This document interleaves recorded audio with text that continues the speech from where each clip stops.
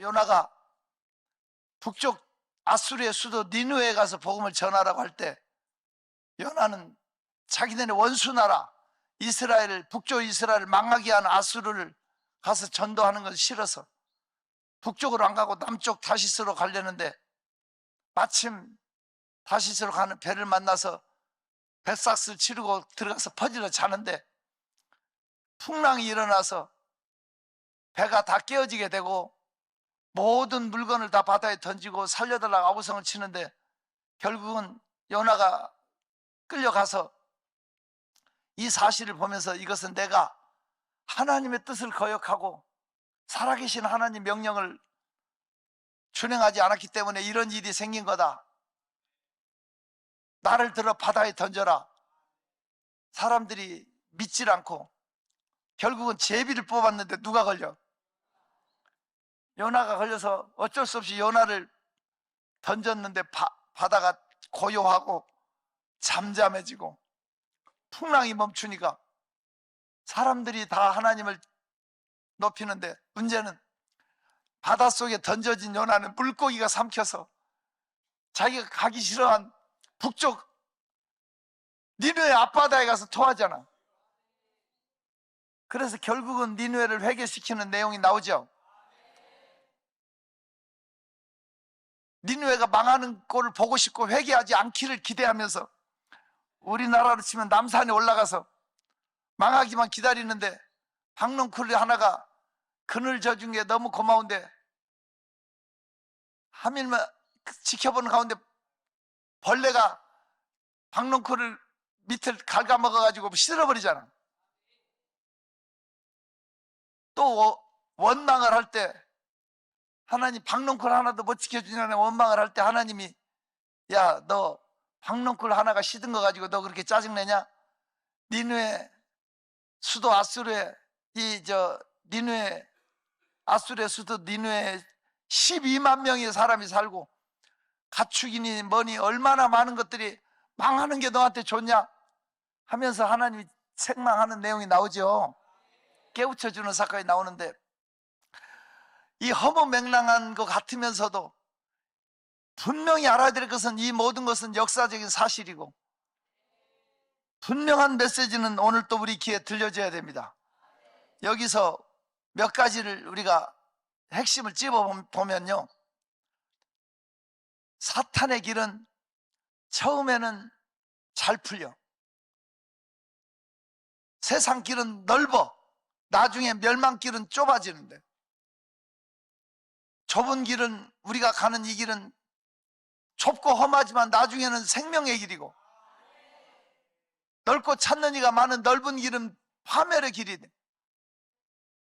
요나가 하나님의 뜻을 거스리고 북쪽으로 가야 되는데 남쪽으로 가니까 3절에 보니까 마침 다시스로 가는 배를 만나 성과를 주고 탔다고 써있죠. 일이 잘 풀린다고 좋아할 거 없어. 결국은 그 길이 패망의 길이야. 하나님의 길을 간다고 하면서 믿음의 길, 좁은 길, 순례자의 길을 간다고 하는데 길이 막히고 험하고 힘들고 꼬이고 위험하고 어렵다고 여러분 포기하지 마십시오. 왜냐하면 그 길이 생명의 길이고 그 길이 영생의 길이기 때문입니다. 사탄의 길은 잘 풀리는 것 같아도 사도행전 27장에 바울 사도가 배를 출항하지 마라, 큰 위험이 있다 기도하면서 알려주는데 백부장 율리오가 선장과 선주의 말을 듣고, 선장과 선주는 뱃사람이에요. 항해 경험이 많고 배에서 사는 사람들이 경험이 많은 사람 말을 들어야지 제수 바울의 말을 들을 이유가 없다고 선장과 선주의 말을 듣고 배를 출항 명령을 내립니다. 배가 출항을 했는데 하늘은 맑고 푸르고 구름 한 점 없고 너무너무 순적하게 배가 출항하니까 바울을 비웃지 않아. 야, 저놈 말 듣고 출항 안 했으면 어떡할 거야? 이렇게 하는데 갑자기 태풍이 불어와. 오늘날처럼 기상을 알려주는 시대가 아니잖아. 태풍 유라굴라라는 태풍이 불어서 14일 동안 아무것도 먹지 못하고 모든 물품을 바다에 던지고 살 소망이 없어졌을 그때 바울이 당당히 나가서 너희가 내 말을 듣고 출항하지 않았으면 이런 위험이 없었지 않겠냐. 내가 믿는 하나님이 우리를 지켜주신다. 안심하라고 먹어라. 결국은 바울이 지도자로 바뀌어지고 276명의 생명을 살리는 사건이 사도행전 27장에 나오잖아요. 존경하는 성도 여러분, 잘 풀린다고 좋아할 거 없고 어렵고 힘들다고 낙심할 필요가 없는 것은 솔직히 말해서 똑같이 사무엘의 기도를 받고 왕이 된 사람이 사울과 다윗이잖아. 사울은 기도 받자마자 술술 풀려서 제비 뽑혀 왕이 됐잖아. 하지만 교만해지고 사리사욕에 눈이 멀어서 다윗 죽이려고 쫓아다니다가 결국은 사살로 막을 내리죠. 하지만 다윗은 유다 광야로, 십 광야로, 엔게디 항무지로 쫓겨 도망다니다가 결국은 블레셋의 망명을 가고 죽지 못해 사는 아픔을 많은 시련을 연단을 겪었지만 그렇기 때문에 낮아지고 겸손해지고 시골 목사 이름 없는 나단 선지자 앞에서도 무릎을 꿇는 겸손함으로 바뀌어졌을 때 다윗의 왕조는 영원했잖아. 아직도 연단이 안 돼서 교만기가 살아있고 아직도 세속적이고 아직도 그릇이 안 됐는데 하나님 부어준다면 하나님은 무능하신 분이야. 하나님은 우리 그릇이 될 때까지 연단하시는 것뿐이야. 하나님은 손해 안 봐. 사울을 세워놓고 후회하신 것처럼 그릇이 안 됐는데 부어주면 교만해지고 그릇이 안 됐는데 부어주면 지옥 가기 때문에 하나님은 안 주시는 거예요. 사랑하셨어. 하나님은 우리보다 우리를 더 잘 알아. 하나님이 하시는 일은 놀라워. 잘 안 풀린다고 고민할 거 없어. 하나님은 일하고 계십니다. 사탄의 길은 처음에는 잘 풀려. 나중에는 멸망. 하나님의 길은 요셉처럼 점점 내려가는 것 같지만 그 길이 지름길이야. 이걸 알아듣기를 축원합니다. 잘 된다고 자랑할 거 없어. 두 번째, 요나서를 통해서 주시는 하나님의 음성을 들어야 됩니다. 우주 만물이 하나님께 순종한다. 우주 만물이 하나님께 순종하는 풍랑, 큰 물고기, 박넝쿨, 이름 없는 벌레. 그래 안 그래요? 이런 우주 만물이 다 하나님 말씀에 순종해서 구원 사역을 이루는데 요나만 하나님 말씀을 안 들어. 1장 1절 한번 봐봐요. 시작. 하나님 말씀이 요나에게 임했잖아. 근데 그러나 하고 도망갔잖아. 3절에 2장 10절 봐봐. 시작.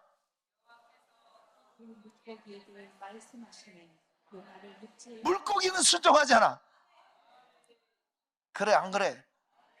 그러니까 2장 10절에 물고기는 순종하고 3장 1절에 다시 또 말씀이 임하네. 3장 1절 읽어. 시작. 여호와의 말씀이 두 번째로 요나에게 임하니라. 하나님은 너 물 한 거 떠올래? 안 떠오면 물고기 뱃속에 넣어서라도 가게 만들어. 여러 사람 다 고생시키고 죽도록 고생하다 가는 거야. 이게 하나님의 주권이야. 삼라만상이 다 순종하는데 왜 우리는 성령의 감동 왔을 때 안 움직일까? 얻어 터진 다음에 순종할까? 불쌍하잖아. 저는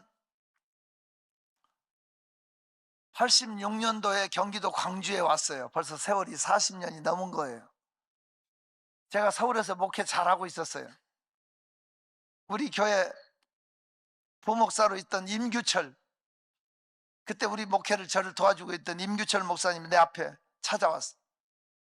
자기 고향이 경기도 광주인데 80년 된 교회가 싸워가지고 3년 동안에 목회자가 7번 바뀌고 세상으로 갈 수밖에 없대. 교회 건물도 뺏기고 남의 집 창고에서 예배드리고 있대. 이번마저 목회자가 잘못 들어가면 교회가 없어진대. 목사님이 가셔서 우리 교회 좀 살려달래. 80년 된 교회가 없어진다는 말에 제가 의분이 생겼어요. 그래서 제가 대예배 드리고 차를 몰고 경기도 광주로 와서 2시에 예배를 드렸어요. 용수리에서. 서집사님네 창고에서 2시 예배를 드렸어요. 6개월 동안 드리면서 하나님의 은혜로 땅을 사서 교회를 지었어요. 하나님의 은혜로 땅을 사서 교회를 짓고 나니까 이제는 누가 와도 목회할 수 있게 괜찮겠더라. 서울에 있는 성도들도 이제 목사님 그만 가시라고, 힘드시다고, 올라오라고. 그래서 이제 그만 내려가려고 짐 몇 가지 있는 거 차에다 싣고, 우리 이선우 집사라는 사람이 차를 가지고 와서 싣고 이제 출발하려고 가려고 그러는데 용수리 사람들이 바퀴 밑에 들어눕더라고. 나는 진짜 사람이 바퀴 밑에 들어눕는 거 처음 봤어. 자기 밀고 가래. 그리고 큰 오하마 같은 망치를 가지고 와가지고 목사님 가시면 교회를 헐어버린대. 그래서 제가 그랬어요. 한 사람이 한 명씩 다음 주일까지 100% 전도하면 나는 서울을 사임하고 경기도 광주에서 목회하겠다. 이것은 간다는 핑계야. 제가 거기서 6개월 있다 보니까 1년에 한두 가정 전도돼도 시골교회가 부흥되는 거더라고. 80년 동안 교회에 있어가지고 믿는 집 안 믿는 집 딱 갈라져 있더라고. 믿는 집은 아들 손자 며느리 다 나오고 안 믿는 집은 절에 다니고 뭐 무당이고 다 갈라져 있더라고. 100% 올 수가 없어. 가겠다는 핑계를 댄 거야. 그랬더니 그 다음 주에 동네 사람이 100% 다 왔어. 어떻게 꼬셨는지 다 데리고 왔고 이웃 동네까지 데리고 왔고 시집간 딸까지 오게 만들었어. 시골교회 조만한데 들어갈 수가 없어 사람들이. 그러니까 마당까지 꽉 찼어. 내가 그걸 보고 울었어. 이런 사람들을 놓고 서울로 가면 하나님이 기뻐하지 않겠다. 그래서 서울을 사임하고 제가 경기도 광주 목회를 시작한 게 86년도예요. 나는 농촌 목회 처음 했어. 그 시절에 목회를 하는데 버틸 수 있었던 것은 우리 임규철 목사님 아버지 임정봉 장로님, 그분 때문에 제가 버틸 수 있었어. 교회를 이렇게 조그만하게 시골교회 지어놨잖아요. 교회 옆에 기역자로 붙어가지고 사택을 지어놨어. 교회 현관문을 탁 열면 사택문이 지직직하고 울려. 근데 그 교회 옆에 붙어있는 사택에서 제가 자면서 석 달 동안 새벽 기도를 안 나와. 은혜가 되잖아. 제가 새벽잠이 많아서 안 나와. 그러면 우리 임정봉 장로님은 새벽 4시부터 6시까지 교회 문 들고 서 있어. 사택에 울릴까 봐. 사람들이 들어오시면 쉿, 젊은 목사님 피곤해 주무시는데 우리끼리 새벽 예배 조용히 드리고 가자. 다 와서 갈 때까지 문 들고 서 있어. 농촌 목회하는 분들 참 간이 썩을 것 같아. 몇십 명 안 되는 성도들끼리 자기들끼리 패가 갈라지고 자기들끼리 지지고 볶고 욕하고 싸우고 바람 잘 날이 없어. 그런데 그 장로님이 허허 하면 다 해결돼. 그 장로님 선에서 다 해결되고 저까지 안 올라와. 그 아들이 그 당시 서울 장이동에서 목회를 했었는데 제가 그 아들 교회에서 부흥회 오라고 그래서 갔어. 당신 아버지 같은 천사가 없다. 그랬더니 피 하고 비웃어.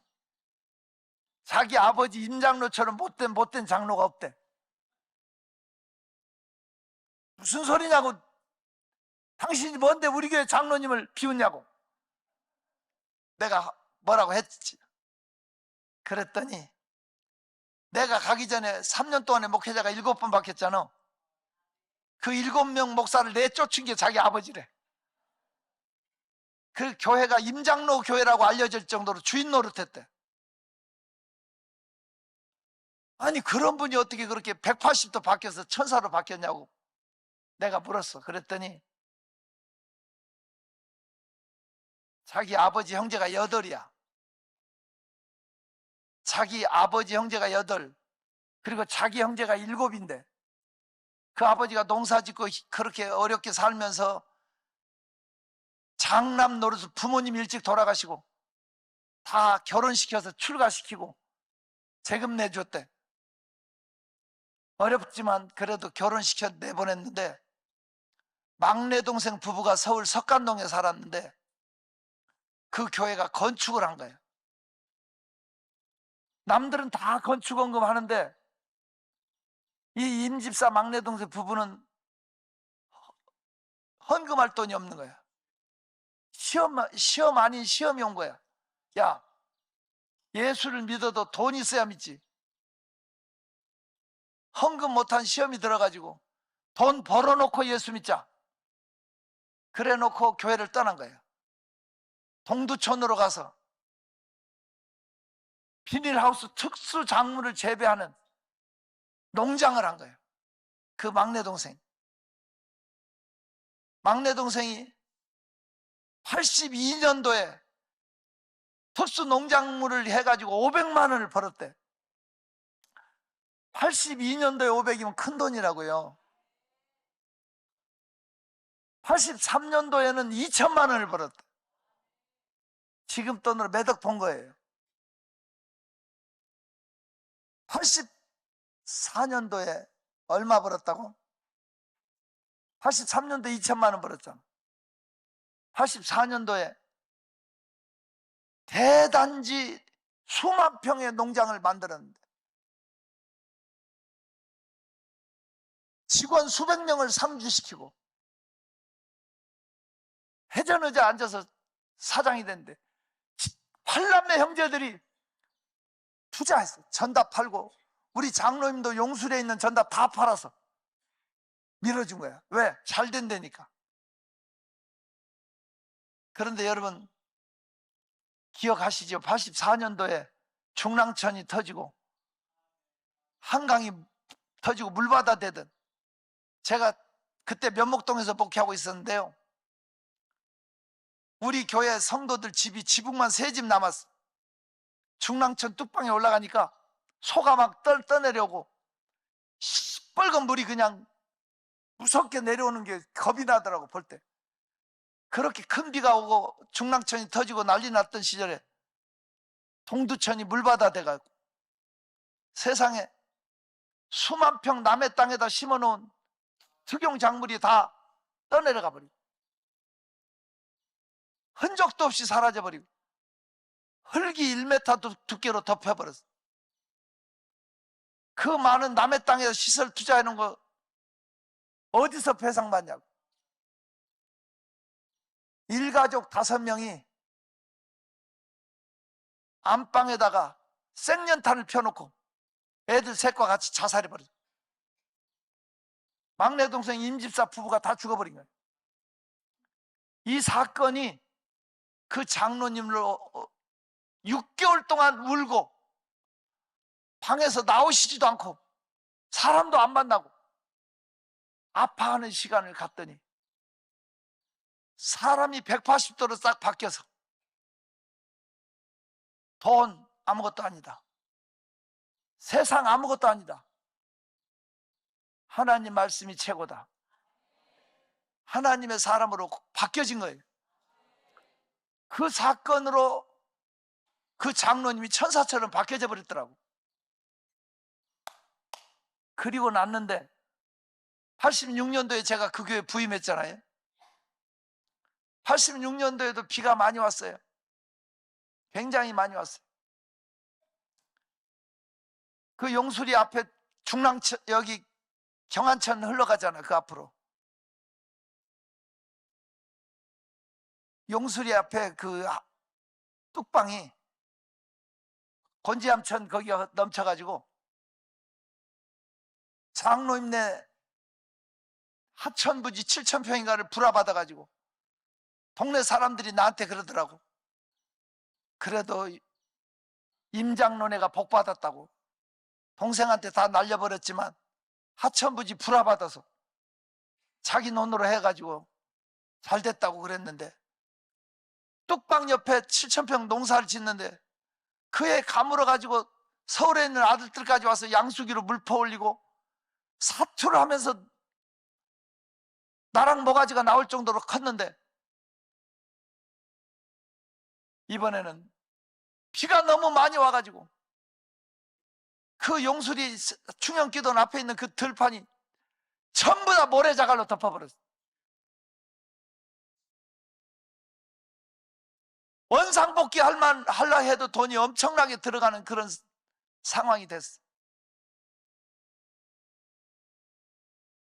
제가 추석이 돼가지고 목사님이, 그 장로님이 추럭에다가 자기 아들, 막내 아들하고 셋째 아들하고 같이 또 선물 박스를 싣고 우리 집 앞에 와가지고 인사하러 왔더라고.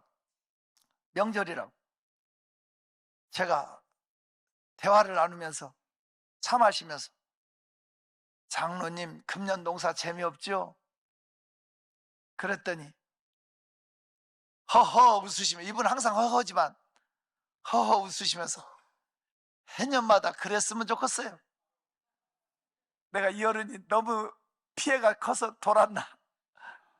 맛이 갔나? 아니 해년마다 그럼 어떻게 해요? 그랬더니 골재회사 사장이 찾아와서 자기네 밭돈에 들어간 모래가 A급이라고, 한 차당 4만 원씩이 퍼간다고. 하루에 퍼나갈 때마다 도장받고 현찰 처리한다고. 원상복귀 조건으로 모래를 퍼가는데 하루에 수백 차씩 퍼가는데, 태산처럼 쌓아진 모래 생각해봐. 10년 20년 농사진 것보다 더 벌었대. 다른 논에 주인들이 와가지고 돈 안 받을 테니까 우리 땅은 퍼가라고 해도 흙이 섞여서 상품 가치가 없다고 미리 사전 조사한 거예요.